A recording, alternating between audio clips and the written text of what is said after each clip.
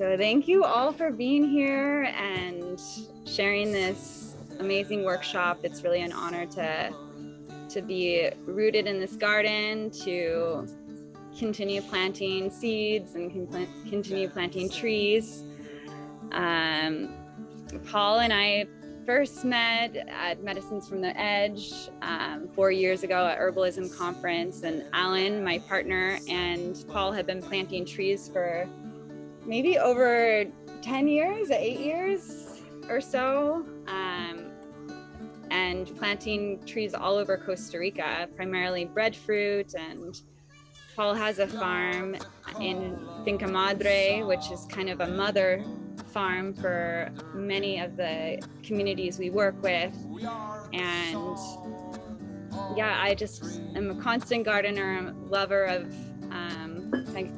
making art with gardening, and I'm also a soon-to-be author of a book. I've been writing a book for the last year, and it's in the publishing phase right now. It should come out early next year, and it's all about regenerating your reality by planting seeds, by coming back to the earth, coming into permaculture and regenerative agriculture, and coming back to our essence of love and spreading that outwards from our hearts to our gardens, to our communities, and beyond. And so I'll send you in an email a recap of that book, and then also a recap of this webinar, so you can share the webinar with your friends. I feel like agroforestry is just such an important topic during this time, because we see that there is, what's poisoning us is conventional agriculture. It's just one crop in our, so I'm going to start our presentation now. It's just one crop that is just planted, and it's almost like a desertifying the lands, and it's causing harm to the people. It's allowing for no biodiversity. So the opposite of that is regenerative agriculture, is planting with biodiversity and planting in so much biodiversity that animals and bugs and all of the jungle is thriving together in harmony. Welcome everyone who just came in. And so it's just a time that we can live this regenerative life. We can come back to living more simply and diversifying what we eat, planting seeds with the cycles, and all of that. So we'll kind of be in a lecture style for the next 20 minutes talking about agroforestry. And the problem is the uncontrolled expansion of cutting down our forests for food production. And just the last, every year, there's 15 million hectares of trees getting deforested every year for food production of monoculture crops. And the quality of life for the soil and for the farmers is really poor. And Costa Rica is actually #1 in pesticide use in all of the world. So you would think that, it's such a green, beautiful, diverse country, but there's still huge problems with pesticide use for the farmers, for the lands, and for the country. So yeah, thank you everyone for coming. I'm just going to show you our little live audience here. Everyone wave. Hello, beautiful people. Thank you all for being here. And so I'd love to pass it to Paul to talk a little bit about his journey in agroforestry. Paul and I worked together on Jungle Project, a project all about trees, training, and trade. And the goal of this project is to see regenerative gardens all over the country and eventually the tropics with breadfruit-based agroforestry systems. So maybe, Paul, you can talk a little bit about your journey to agroforestry and how you got into all this. So yeah. Sure. Thank you, Jean. Congratulations on your book. Oh, thank you. Regenerate Your Reality. Thanks everyone for showing up. It's great to see so many faces excited about planting gardens, forest gardens. I like to call them food forest or forest gardens. Agroforestry is a good academic term, but forest gardens is, what we really all are looking for, I think, and it connects with every one of us and our roots that we're all grew up. Our ancestors grew up in forests of food for thousands of years. Humans have been working with trees and plants and creating these systems that were beneficial to us and we were beneficial to them. And so, yeah, it's really about going back to where we all came from and what I grew up in New York. I didn't have like any experience planting things since I was a kid. I didn't grow up on a farm. I grew up skateboarding and making videos in New York City. And but I got the bug when I started. I was allergic to a lot of things growing up, so I started to, at a young age, read all the ingredients and things and wonder what are these long, weird chemicals I was eating and what are the actual foods and where do they come from? And so that curiosity grew and grew into trying to figure out where and how things are grown, where the food actually came from, not just the store, but how is it done? And so I started exploring gardens, worked on farms, volunteering in New Zealand and Spain and Costa Rica, Panama, some Nicaragua, and learned that, yeah, there's many different ways to grow food. And my favorite way was agroforestry. It just seemed like the easiest, most efficient way to grow things, and a system. We're also picking things in this hot sun is not so fun. So in the shade, the scattered light of agroforestry has always been just much more appealing. And so if anyone doesn't know, agroforestry is it's a system of different plants, from root tubers to bushes to vines to shrubs, trees, and overstory trees, canopy, palms,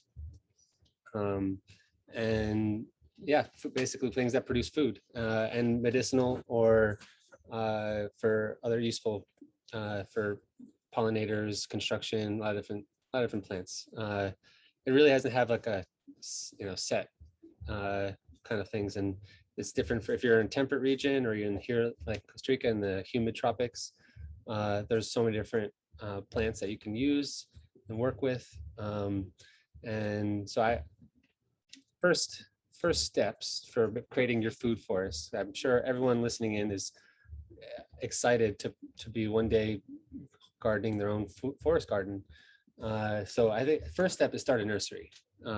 Whatever, it can be tiny little nursery this big, or it can be 20 feet. Collect some things to plant in. It could be recycled things or buy bags. Soil mix. You can create soil mix. You can buy soil mix.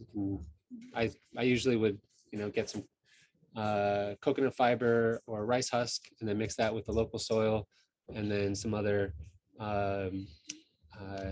nitrogen rich type of compost. You can start making your own compost, and so start with a nursery before anything, and you collect seeds, collect the plants that you like, go to your neighbors, talk to your friends, talk to folks that have farms or land, visit all these different farms, volunteer with people that are in your area, local farmers or people in different parts of the world that have similar climates. So you find out what meters above sea level your farm is at, or your land that you want to work on is at, and then you find someone similar, and then collect those different fruits that you like, the things that you want to eat more of, and you go to that farm, or you find that fruit even at the supermarket, and you get the biggest, best tasting one of that you find, and plant that seed, and then also explore all the nurseries in the area. and see what they have growing. And never going to find everything at one place. So go to all the different nurseries and check out the different grafted trees. Start collecting those, bring those to your garden and your nursery, and get them to climatize, get to understand them. I always try and get a few because you're not going to know. Like I said, I'm from New York. I didn't take agricultural school. It was just trial and error to get some cuttings of for example, perennial green like katuk, plant one in the hot sun, one in the shade, and all different areas. You can find out what's growing the best, and then you see which one's suffering, which one's doing good, and which one's doing good. You observe, and see what is doing the best. And there's really so many different ways you can do it. I did a lot of reading of different plants. So I find, I'm not a great reader, but I would be able to go and, okay, I want to know how katuk grows, and I go look that up and start planting the way that other people are planting it. But I always try a little bit, because they'd say, oh, you can't plant it this way. Well, literature always has these parameters. They say, oh, it doesn't grow above this many meters above sea level. Well, try it.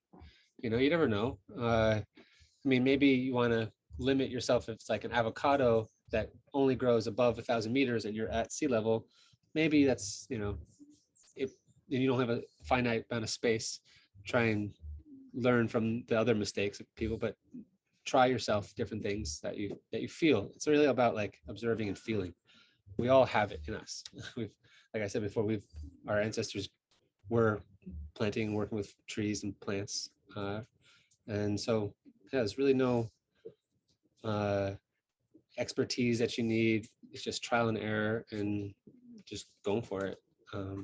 Yeah, that's great. And this is a beautiful food forest that has been planted mostly by the Brown family many years ago. There's breadfruit. We're on the roots right now of one of the original breadfruit trees that has produced many hijos or babies throughout Puerto. Just above us in this food forest is coconuts, breadfruit, ackee, pejibaya. So it's so beautiful to see that really the tribes, people all around the world that are very connected to the lands have been planting this way just naturally within the forest, mimicking the forest and using the tools that nature provides us, the mycelium next to the trees, also just the compost, the leaves from our organic matters, and really just mimicking what is already in the forest with the fruit trees. And that's what brought us to Costa Rica, is the exotic fruits and our love for eating exotic fruits, and then tending to the gardens and envisioning really coming back to our purest essence of living on fruit and enjoying those fruits and enjoying all the butterflies and monkeys that come back to the forest that you're stewarding. And here we started with creating raised beds and putting different soil materials on those beds, like mycelium logs, coconut husks, and building up organic matter so that there was a nice base for our fruit trees and for our perennial gardens. So we can all start planting in our schools and our backyards. Even if you're renting, you can start to steward the lands by just by taking cuttings of different plants. And we'll do a plant walk in a little bit and show you any cuttings we'd love to share with you to start to propagate some of those seeds. But I want to touch back onto the topic of breadfruit, as we are on the roots of breadfruit, and we'll show you as we're walking. Actually, there's a breadfruit tree over here, which is one hijo. And we have a breadfruit tree here as well. Does everyone know what breadfruit is? It's basically, it was this tree right here. Yeah, Fitapan. It's a, most trees, most fruit trees will produce, like mangoes or jackfruit, the fruit that is very rich in vitamin C.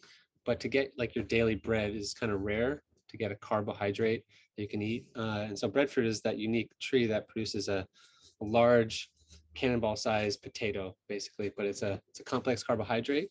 And so it breaks down slowly, doesn't spike the glycemic index. And it has been feeding people for thousands of years in Polynesia. It was brought from Tahiti to Jamaica and many of the Caribbean islands, and the Caribbean coast here of Central America. Has been a tool for independence for families for millennia to be able to grow their own food. And the Polynesian minds, like lifestyle of hammock life and pretty relaxed, is thanks to breadfruit, because you didn't have to plant wheat and till the soil and harvest it, and or rice. It's very labor intensive. Breadfruit is, you plant a tree once, and for the next 75 years, it's dumping these cannonball sized carbohydrates. And you can make flour out of it. You can, everything you make potatoes with, you can make out of it. You can also grind it into flour, which is what we're doing Jungle Project. We're planting breadfruit trees with small farmers in Costa Rica and producing products out of it like flour. And then the proceeds of that goes back to planting more trees and helping train more farmers on how to do it most organically, regeneratively as possible. Yes. So a little bit more about what we're doing at Jungle Project. So Finca Madre is one of the mother farms we talked about, and that has over 450 varieties of edible trees and plants. And there's a big nursery there that we've been propagating these different, well, Paul and his and some beautiful farmers have been helping us propagate different fruit trees so that we can spread them out to the communities. So that is a demonstration project of 3 hectares of planted out food forest and edible perennials. And then at Earth University, we partnered with Earth around 5 years ago and planted over 200 or 2,000 different breadfruit trees and other fruit trees in a really nice kind of first agronomic research for breadfruit at Earth. So the students are studying different ways to use breadfruit, pest control for breadfruit, and it's one of the first research projects all about breadfruit. And we have at Jungle, we have 2 different communities that are stewarding the lands and producing breadfruit. They're in their 4th year of a 4-year program of learning techniques from trainings, pest control with and mycelium and natural ways of fertilizing the lands and the soil. And what else do you want to say? Yeah, well, our mission is to help small farmers plant food forests, to provide a market for their products, and to create family self-sufficiency. We knew breadfruit was amazing. How do we get breadfruit and other trees back onto farms? Because we were seeing the trend of degradation of the soil and the land, people planting monocultures, spraying chemicals, and we weren't bringing anything new. Everyone had grown up on food forests. Their grandmothers had been planting and living in food forests for a long time. And so I was trying to get them to remember and go back to that. And well, one of the reasons why they're not is because there's no market for some of these agroforestry plants like breadfruit. And so one of the first questions that all the farmers uniformly were saying were, who's going to buy the breadfruit if we plant it? And so we took a step back and decided we need to start a hybrid for-profit nonprofit that's going to commercialize the product and buy breadfruit from them and find a market for that. And then that instead of having a nonprofit just handing out trees and telling people how to, this is going to work, say, we'll promise to buy up to 80% of their production, so that leaves 20% for them and their families. And so yeah, Jungle Project and Jungle Foods was born through that major question: who's going to buy the fruit? And so yeah, we've been planting breadfruit trees among other fruit trees with farmers since 2015. And yeah, like the mother farm has been really essential. It's basically the genetic, the gene bank for all the different trees and plants. We're outsourcing. We're collecting there, growing, propagating, and then spreading the plants to other places. And yeah, Gene, up on the screen, trees, training, and trade. So we plant trees with farmers, help train on how to the best practices, and then trade the product goes to pay for more trees and more training, and have that cycle. Yep. Yeah, and the great thing about breadfruit is it can be made into crepes, pancakes, pizzas, pastas. Imagine anything that you would use wheat for, you can replace that with this gluten-free, beautiful starch breadfruit. And so it's Jungle Project and Jungle Foods are startups. So like 5 years, 6 years of work, and still continuing on strong. This next year, we are projecting to expand the farmer program to another 30 farmers. And we work with a nonprofit called Kiss the Ground. And Kiss the Ground is helping us raise funds and also promote regenerative agriculture. And they're our fiscal sponsor and our partnership to help channel the funds to the farmers. And so this next year we'll be able to spread this beautiful trees, training, and trade to another 30 farms. And we just received a nice grant for that. So it's very exciting. The idea would be to expand this opportunity to as many farmers as we can in Costa Rica, and transitioning any farms off conventional practices back to regenerative practices, and to also support the economy of farming families and sovereignty for water, food, and just a lifestyle of thriving with nature and producing a really great income from breadfruit and from breadfruit's companion plants such as cacao, ginger, turmeric, vanilla, all the beautiful tropical companions of breadfruit that grow so nicely together.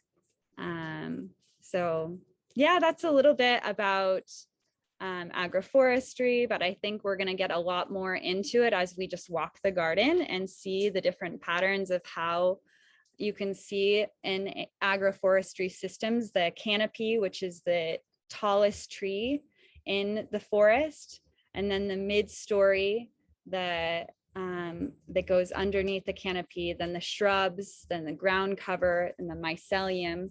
And how can we create a forest that is that mimics the jungles that we already walk through? And so yeah, any questions that you have off the top of your head for now, and then we can go into a nice walk of the garden. Go ahead, Blue. How long does breadfruit take to fruit from seed to fruit? It's like 3 to 5 years. Yeah, it's a seedless fruit, so it's grows from root cuttings.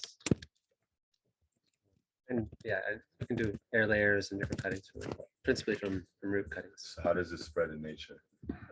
Humans.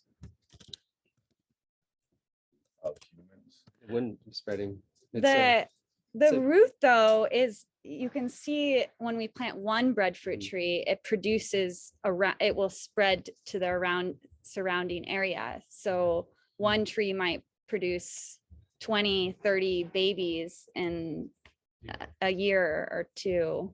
Like Yeah. baby trees will come out of the roots. Yeah, Well, we can giant show tree you a that's baby ready. tree that came out of the roots here. Yeah, there's a huge tree on the other side of the house, and on this side of the house, another tree shot up when they just moved in, and now they just harvested the first fruit here. Off the root. But Yeah, yeah, off the root. for 11,000 years, breadfruit was cultivated by humans throughout Polynesia, and actually they would make canoes out of the old breadfruit trees. It used to have seeds, and then every time they would go to another island, plant that seeded breadfruit, or bread nut it was called. They would select the one that had the least amount of seeds, the most amount of potatoy flesh, and after 1,000 years or so, there was a seedless variety that they couldn't reproduce their seeds anymore, so they took root cuttings and they would put it in what was known as it was one of the canoe plants. So they would take an old breadfruit tree, make a canoe out of it, take coconuts, breadfruit cuttings, taro, a list of different canoe plants, and go to the next island and make this belt around the island of this agroforestry system that was very breadfruit heavy and was able to sustain their families. And then once there'd be too many people on the island, they needed to spread, they would make another canoe and go to the next island. And that's how breadfruit came to be. It's very human created. We symbiotically grew with breadfruit for a long time. And so, yeah, it's kind of crazy. Why isn't this everywhere? Why isn't there more breadfruit in the markets?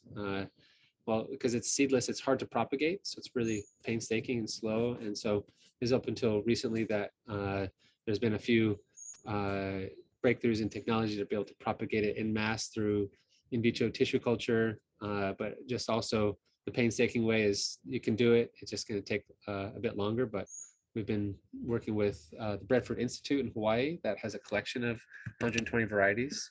And Diane Ragone, the breadfruit queen herself, has been collecting those varieties and then getting the trees out to places like Costa Rica and all over the world through also nonprofits like Trees at Sea Foundation. Mary and Mike McLuhan have been donating trees. They've planted over 10,000 in Haiti in the past 10 years, many in Jamaica. And yeah, so it's one tree can feed a family of 4 for 75 years, meeting all their carbohydrate needs. And so, yeah, that's Jungle Project's main tree that we're working with right now, but it's obviously no monocultures, agroforestry. And so breadfruit is just one component in the canopy tree, and then the shade of that we can be growing cacao and turmeric and peppercorn and many other crops that farmers can consume and also commercialize to sustain families. So is castaña related to the? Yeah, that's the bread nut. Yeah, it's so Artocarpus is the family. So jackfruit is a Artocarpus, bread nut is a Artocarpus camonensis, and breadfruit is Artocarpus altilis. So they're related. So the bread nut, like, would you plant the seed to grow it, or would you do the root? You would do the seed. Yeah. Okay. Yeah. You eat that? Yes. Yeah. Yeah. It's like a chestnut. It's like a tropical chestnut, basically. Yeah, they're really good. Is breadfruit alcohol free? Yes, it's not acidic. Yeah, very, very good for you. I have a question. I don't know if you talk about, or in agroforestry systems, all the use of different animals, like having bees or incorporate animals to these systems. I don't know if you visit in the communities here around, what kind of animals you observe in the incorporated forest. You never observe? Yeah, I mean, there's some studies done actually with like even with just sound, to go into a monoculture system and just have audio recordings from those, and then they go into a food forest and they have the audio recording from that, and the amount of birds and bugs is tremendous. And what that really has the impact in the agroforestry system is if you have a lot of bugs, you're going to have a lot of birds, and those birds are going to be eating and excreting lots of nitrogen and phosphorus. And so you're not going to have to, if you have a healthy system like that, you have monkeys and other things coming in, you're going to have much richer soil because of that. And so, yeah, that's a great observation, Chickens. Alan. Chickens. Yes. These little mini piggies, Yeah. right? Uh-huh. Is in Thailand or what? In the source of Asia, they're using agroforestry system. Hawaiian. Uh-huh. Hawaii? Or, I don't know Where exactly. with small Pig. small pigs. Yeah. Even in here in Talamanca, there's the Chancho Talamanca. They're small small pigs that will be rooting, and yeah, definitely it's all of the above, not just plants. Very good observation, Alan. How do you guys find the farmers, the history from farmers you work with? And is it just in Salamanca? Yeah, so right now we've focused in the Caribbean because breadfruit is already exists so much here, and we have one community in Bananito with around 8 farms, and then another community up in Turrialba in Pahibaya. So there's 2 communities right now, and we're looking to expand the farmers. And the way we do that is word of mouth. Primarily, our farmers are really enjoying this this work, partnering with us, and a lot of the farmers have cacao as their secondary crop. So we purchase the breadfruit back from the farmers. They make a really nice income from this, and then they have cacao. One of our most amazing farmers, she sells cacao and has a whole women's co-op of cacao farmers. So it's word of mouth primarily, but if anyone has any leads on good opportunities of farmers, yes. Ideally, we'd like to start expanding the farms near our other existing communities. So in this area near Le Mans and near Earth University, and any. Is that Earth University? No, Earth is la Escuela de Agricultura del Región Tropicomio in Guapiles. I would like to know, like, what's your partnership with Earth? We partner with them on a research program to plant breadfruit trees to better understand it, because it's never been treated as a crop before. It's just been a backyard crop, backyard tree for thousands, for a long time. So it's They help in research. yes. Yeah, research, and then we have a large research plot of that Paul and Gustavo planted out over 5 years ago with 2,000 breadfruit trees. So it's an example of how to plant in agroforestry systems. So the students are researching there, and there's quite a lot of breadfruit in production now. They've helped in alongside of our alongside research. Gustavo, another co-founder, Paul, Gustavo, and Diana are the co-founders of the project. And Gustavo graduated from Earth University, and we envision Earth University being the trainer kind of center of agroforestry and organic practices within within Costa Rica. They're your partners, like Jungle Project is something apart from Earth, right? Yeah, so Jungle Project is its own entity. Okay. There's Jungle Foods and Jungle Project, and Jungle Project works with the farmers for training and trade, and then Jungle Foods buys the breadfruit from the farmers and produces flour and other products from that, selling locally and internationally. So it's all in it's in the beginning phases of everything. We really hope that during these times, especially, that we can see the need for organic farming, regenerative agriculture, empowering the people, becoming sovereign, and also collaboration is the only way forward. Yeah, we just are finishing our pilot program with Jungle, and so the first 2 communities that we planted with are now our second year of production, and it's very exciting because at first when we go into these communities, we say, does anyone want to be part of this food forest project? And most people, out of the 20 people that show up, maybe 5 will stay, and they'll say, okay, I'd like to do this. I want to. I know there's a different way to farm, and I remember from my childhood, and if maybe there's something here, but most farmers are kind of jaded because of people coming in and saying, hey, plant passion fruit, plant only passion fruit, and then time to show up and buy the fruit. People don't show up, and then there's passion fruit rotting the streets. It's a story that's happened over and over again in Costa Rica, between, it's around the world, and so we were very cautious not to go crazy and tell thousands of people to plant breadfruit. So we just focused with 2 small communities and select groups. And after many years, the people around those farms and the communities, those leader farms, their neighbors are now showing up and looking and seeing this diverse food forest that's just dripping with breadfruit and other plants, and they're saying, what's going on here? Are you guys, is it working? Are you guys making money? And farmers are saying, yeah, we're selling it, and we're planting more. And so now we have demand for a lot more trees. And just this beginning of 2022, we're going to be expanding to the second phase of the program. We just got a grant from Alter Eco Foundation through Kiss the Ground.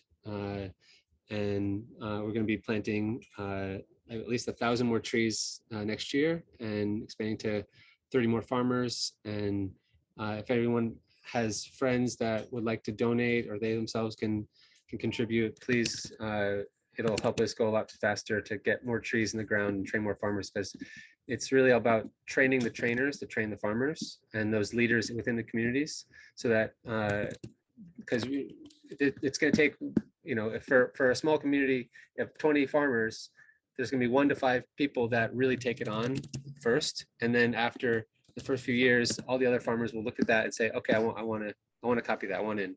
And so we're focusing on training those leaders, and it costs money to go drive to these farms and train and feed the field trainer, pay for the material, the plant material, the trees. We don't give away the trees, because when you give away trees, it has no value, and so we subsidize them heavily so that farmers can afford them. And so farmers still buy the trees themselves for a very small price compared to what it actually costs. But yeah, there's a lot of reasons why we don't just give away trees. And for example, in Haiti, there was a bunch of farmers that were selling their own trees, and a nonprofit came in and gave away lots of trees for free. And then those farmers that were selling trees kind of went out of business and closed their nurseries. And then years later, when the nonprofit stopped giving away trees and people wanted to go back to those nurseries and buy them, they weren't there anymore. And so, yeah, you have to be, very careful with handouts, and that's not exactly, it's not our method. We subsidize the trees, and then we don't just give away the trees and come back 5 years later and say, where's the fruit? We show up every 3 months and give training programs on different composting techniques, different microorganism teas, pruning techniques, post-harvest techniques, and give. So my partner Gustavo studied at Earth University, which is kind of like I like to say the Harvard of tropical agriculture school. He is an agricultural engineer, and he's designed the course for the farmers, and goes and disseminates his 4 years of learning into these small classes that are bite-sized and most useful for the farmers. And so yeah, that's Jungle Project, but it's just an excuse to get more trees in the ground and farmers to plant. And you can, yeah. What is its earliest? 3 years, 2.5 at the earliest, but 3 years.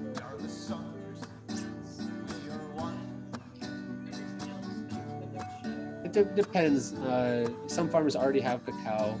Some farmers, so we like to not say like this is the way to do it, only this way. Every farmer has their own crops that are already growing, and so certain farms have tons of cacao already, a full forest, and so it's about including breadfruit into those. And then some of the farmers, it's just a field, and they want to get rid of the cows, and they want to, so we plant breadfruit trees first, but you can also alongside that plant nitrogen fixing, fast growing plants that just create shade and biomass really quickly, like Madero Negro, or it's that English Glyceria. What? Glyceria, so cacao, breadfruit's a good one to plant first because they're going to take a while to produce. But compared to some nut trees that take 12 years, or durian like 15 years, breadfruit's relatively quick and fast growing, and sucks up lots of carbon, which is another study we're doing to try and get some of the carbon funds. Yeah. I think we should all get up and start walking the garden. And this was a really fantastic episode of Regenerate Your Reality and Agroforestry. Still going? Yeah, still going. So yeah, just following your passion. And remember to sign up for our next webinar with Sarah Wu. And she's the best. Yeah, everything's possible. And it's so exciting during these times to see that we can grow our way out of crisis. We can collaborate and work with nature and thrive. I want to show the breadfruit real quick. Yeah, right you can show the breadfruit. All Really right, quick. just before we close, come check out. So this is right next to the house, in the kitchen. There's a tree that shot up from the ground a couple years ago, 4 years ago, and now it's this beautiful breadfruit tree, pumping, and it has a bunch of fruit. You can't really see it from this angle, but there's a couple right there. Oh, it's probably hard to see with this camera, but yeah. Yep. Yeah, thank you all. I'll send a follow-up email with a link so you can share this